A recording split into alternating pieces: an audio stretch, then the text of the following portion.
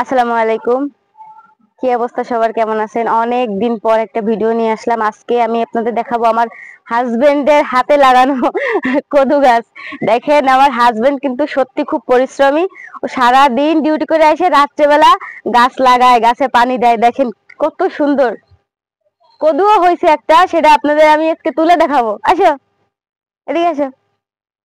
কি সুন্দর, মানে কি বলবো।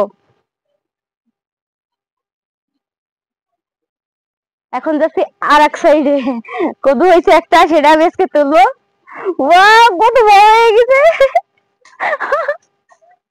মানে নিজের হাতে গাছ লাগানোর ফল খাওয়ার মজাই আলাদা, মানে অন্যরকম একটা তৃপ্তি।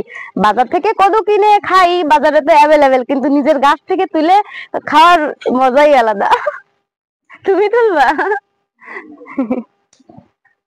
বিসমিল্লাহ, বিসমিল্লাহ। কি সুন্দর এটা। এদিকে একটা হয়েছে, এই যে ছোট একটা হয়েছে, এই যে দেখা যায়। এই সাইডে একটু দেখাই, দেখেন পালং শাক হয়েছে। অল্প একটু জায়গা, আমরা গরিব মানুষ, আমাদের অল্প জায়গা, তারপরেও অল্প জায়গার ভিতরে মানে শীতকালীন সবজি, শাক সবজি চেষ্টা করি লাগানোর আর কি। দেখেন কদুটা, দেখেন কদুটা জাস্ট ওয়াও।